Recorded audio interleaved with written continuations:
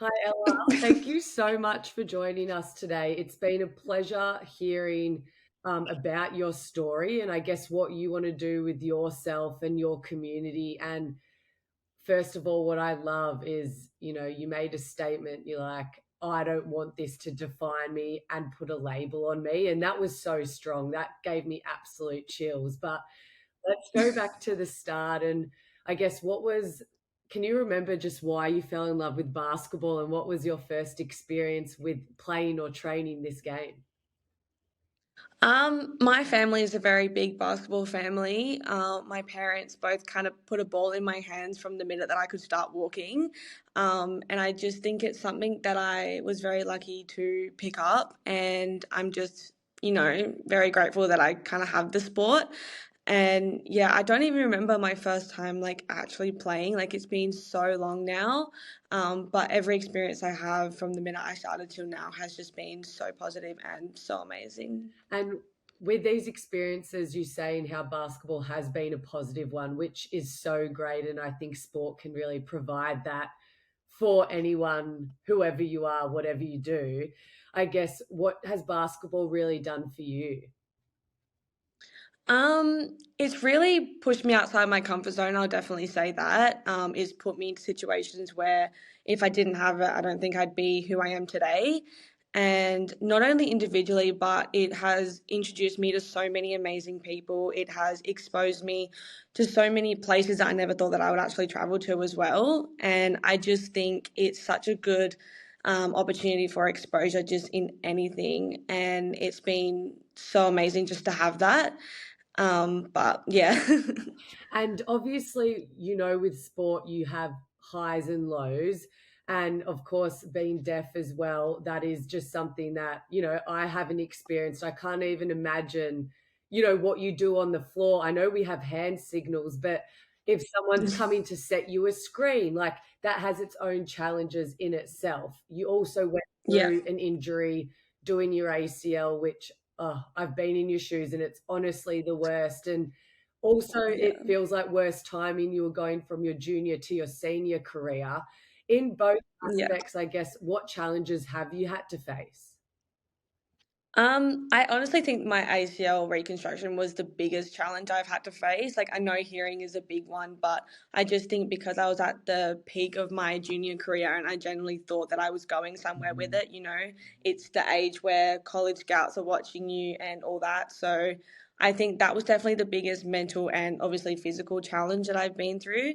But yeah, my hearing has always been a challenge, but it's just something that you learn to embrace. And I see it more as I wouldn't say a weakness, but something that I'm very grateful to have because if I didn't have it, then there are so many opportunities that I wouldn't be able to experience. So I would definitely say my ACL reconstruction has been the biggest one, but at the same time, I'm so grateful to have had it because it puts you in a different mindset and it really pushes you when you come back to playing. And I think before I was very, I don't want to say complacent, but it definitely made me realize, wow, I really like it to be able to play. And I came back definitely fit up, stronger and all that, but just in a better mindset to continue playing. I couldn't agree more with what you said because you realize how hard it is and how lucky we are to do what we love on the court. And, the rehab is so hard. You have to find a circle of people, you trust because we chose a team sport for a reason. And now Yeah. you're, doing all this stuff by yourself. So Yeah. amazing job to get back on court and doing what you're doing. And I think, Thank reading you. some of your articles as well, I do think your hearing is your superpower and you're helping so many people with it. I think it is truly inspiring and you're touching so many people, whether it's your community, other people out of the community in basketball, out of basketball. And I think that's something you should be so proud of. And you're now Yeah. back playing in your combo guard position. Heard you've been Yeah. draining some three balls as well. You've got the green light, which as a shooter, we all love to have. But how confident are you feeling, back just playing in that original position and having fun with the game that you love? Yeah, I love it so much, and I just think I'm not trying to be biased or anything, but I feel like the position that I play in is definitely the best one. Like, you get the best celebrations, you get the most hype, all that kind of stuff. So it's just amazing. And I'm so grateful to be back in that position and just being able to just go out there and be a reliable person to, go put some threes on the board. And it's just such a valuable position to have. And I'm just grateful every time I step on the court to have that one. And what I loved as well, you've also been like a big leader for the Geckos, so the Australia's deaf and hard of hearing women's basketball team. And so you're one of the more stronger hearing, and you were saying a lot of them rely on you. How is it Yeah. stepping into that role where you are a big leader and you're helping others and just I guess you're really the general out on the floor. How has that been? I'm not gonna lie, it's very daunting having like a lot of people rely on you, because at the end of the day, when I take mine out, like, I'm still trying to hear as much as I can.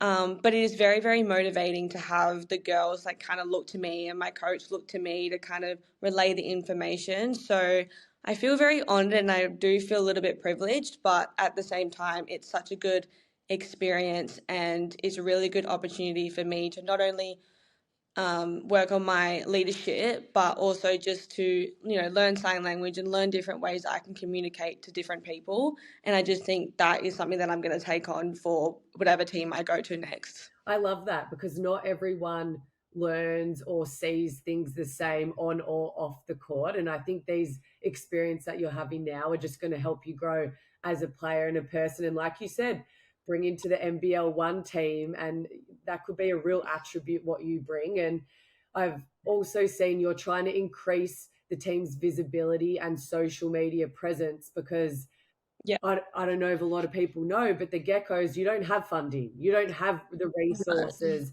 And so you're Yeah. traveling to camps or tournaments out of your own pocket. What's that been like? Really difficult. It does put a big financial strain on not only myself but the team. Just being having to fly from Perth to Melbourne and then back is so expensive in itself, and just the cost to just travel to Japan so that we can compete is just, it's immense. So it does create financial strain. It does put a lot of pressure on us. But I do know that we are working very hard to get the fundraising and the awareness that we need. And we do hope that this campaign that we're running will push for the next campaign to have a bit more funding and a bit more awareness. So everyone starts somewhere. And I think we are a little bit unlucky to be starting from zero, but I think we are doing very well to kind of push our name out there and to really get that awareness that we need for the next one. Well, I love this. I love that we can also use a platform like this to raise awareness for obviously Yeah. everyone, whether you're, playing basketball or you're, part of an Australian team, you should be able to have the same opportunity. So I'm glad we have this platform to raise awareness. And I'm Yeah. sure we'll ask NBL1. We can put links. You can reach out to Ella. Like, let's go help the Geckos, get to do what they love. And Yeah. also, your one of your aims is to win an NBL1 West championship. So talk Yeah. us through that. How's the team going at the moment? How are you feeling? It's been a bit of a slower start than we wanted to. I think the club that I play for, the Joondalup Wolves, is a very successful program, very successful club. We have a great CEO, we have a great organisation, but we've been riddled with injuries for the past couple of seasons, and every NBL1 team has late ads that come in a bit later on.